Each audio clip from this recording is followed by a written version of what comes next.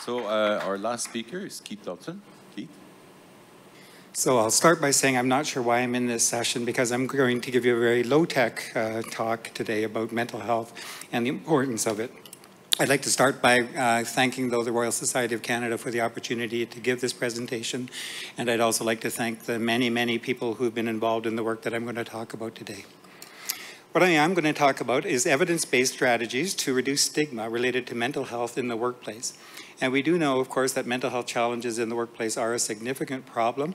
Many employers have identified that there are issues related to presenteeism, absenteeism, lost productivity generally from mental health issues in the workplace. And so approaching this from a scientific perspective is critical in order to help people to function as well as they can and to increase, of course, our society's productivity. It's been estimated that the total costs of economic loss related to mental health challenges in the workplace is approximately $50 billion annually. In fact, this estimate is a couple of years old already. And stigma is one of the major issues that affects productivity and people's ability to work in the workplace.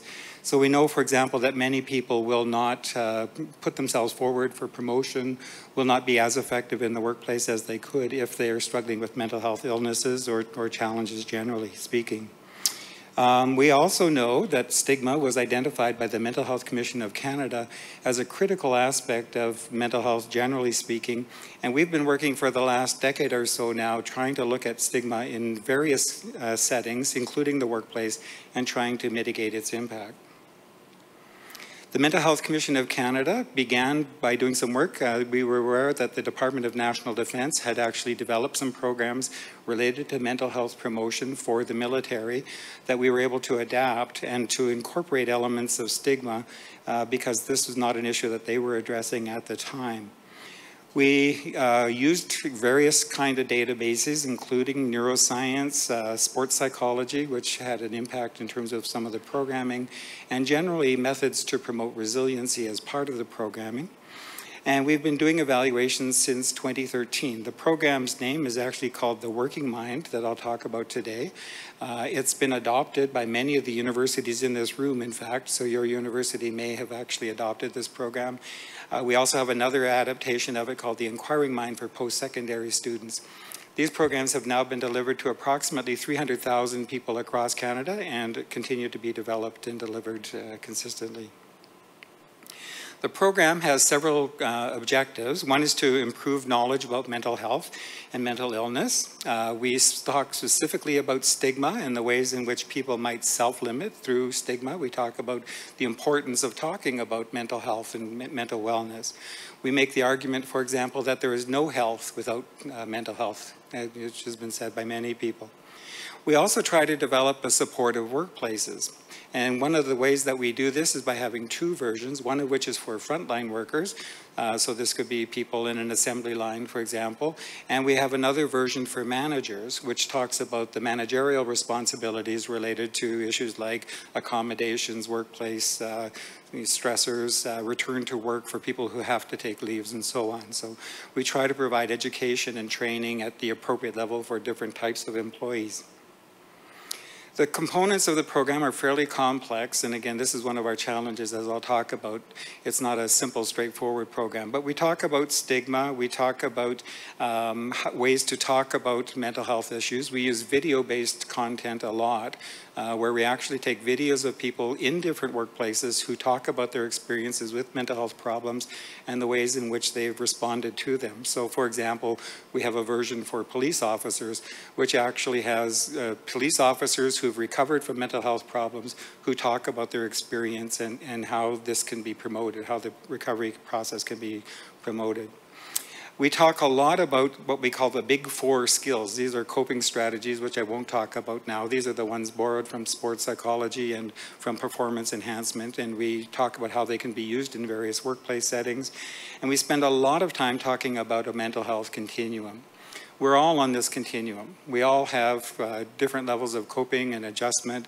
Most of us are ideally, functioning well, and so we talk about the signs and symptoms of functioning well, but then we talk about some of the signs or symptoms that people might have if they're struggling with mental health problems and eventually potentially having a mental illness.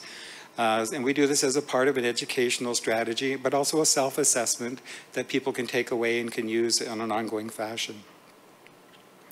The course itself is delivered ideally in person, so these are done in group formats, so face-to-face, it's very labor-intensive. But we give information to our speakers, we provide materials, manuals, we have facilitated group discussions, we provide case scenarios, the video-based contact I've already talked about, we have exercises that people go through and so on. So it's a fairly labor-intensive process, and when people adopt the program, when organizations adopt the program, they're really taking on a fairly significant amount of work. We also have the opportunity through the Mental Health Commission of Canada to deliver the program, or people can be trained. So we do a train the trainer as well if organizations want to adopt the program fully. Our primary outcomes have been stigma reduction, not surprisingly. One of the things we discovered is that there was not a well-developed measure in the field, so we developed the Opening Minds Scale for workplace attitudes. The OMSWA, as it's called, it has several scales looking at stigma related to people in the workplace. We look at self-reported resiliency. In some cases, we actually measure symptoms and signs of mental health problems that people might have. So again, some organizations want specific measurements, but these are our two primary outcomes, stigma reduction and self-reported resiliency. We also look at people's awareness and knowledge about mental health issues. We also look at the use of program materials. So how effective were these materials for people in their actual lives? Our typical strategy is a pre-test, post-test, 3-month follow-up. And what we find is that many organizations will struggle with adopting the program, but once they do, they just simply want to adopt it. They want to give it to everybody all at once immediately, which of course is not typically possible. But doing analyses and sort of trying to develop a scientific database, given this kind of adoption strategy, is really problematic. Because what we end up with then are essentially open trials, where we can look at an organization and do a pre-post follow-up assessment, but we can't do some of the more sophisticated randomized trial methodologies that would be ideal.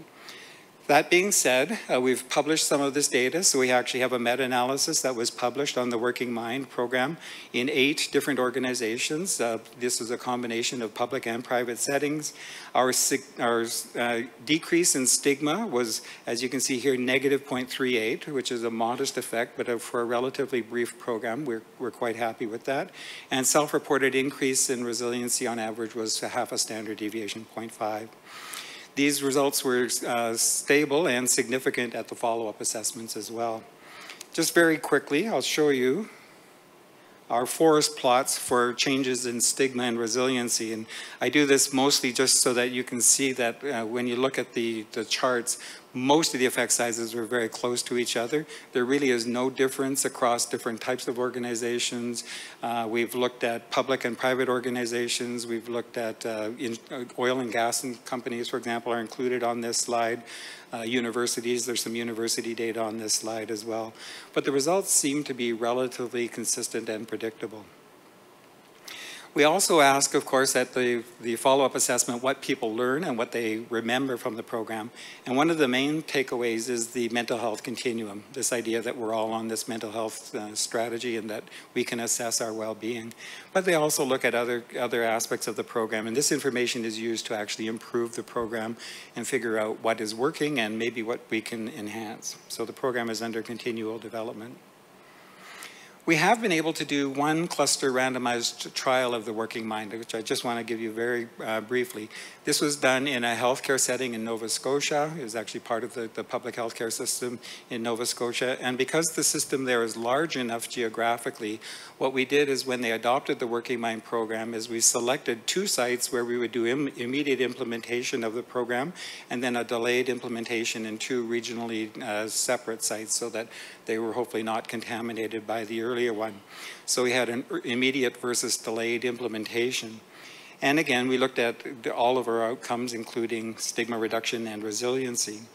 And without going into great detail, you can see that our effect sizes here for both immediate and delayed delivery were approximately 0.5, negative 0.5, so we saw significant reductions in stigma. And we saw, again, significant increases in resiliency. These numbers were actually a little bit better than our meta-analysis, but again, suggesting that the program was being effective and that the delayed implementation actually gave better data for the effectiveness of the program. Where are we now? Well, we're continuing to do evaluation. We're continually modifying the program for different groups that are interested in adopting the program. We're looking at different video productions, for example. One of our big pivots, of course, was with COVID-19 and the move to virtual delivery. So we're now doing analyses of the Working Mind delivery in virtual format, and we're on the verge of doing another meta-analysis with the organizations that have adopted the program. We want to do comparisons between the Working Mind program and some alternative programs that have been developing. We're interested in booster sessions. Our 3-month follow-up we know is good, but it's not ideal. We'd like to see how the programs last over time. We would like to look at the program components. As I mentioned earlier, there are many different components to the program, so we'd like to actually start to selectively pull them out and find out which ones may be less effective or more. And then one of the big things we're looking at now is the return on investment. So again, many of the corporations have adopted the program based on a sense of magnanimity towards their employees, promoting wellness. But again, there's the economic argument about these programs, and so one of the things we're trying to do now is converge our databases with things like insurance benefits and absenteeism and so on, and see if we can actually make a link between the work that we're doing and harder economic numbers. So with that, I'll thank you for your time. Thank you very much. John, mental health touched everyone, so you were at the right place, not to worry.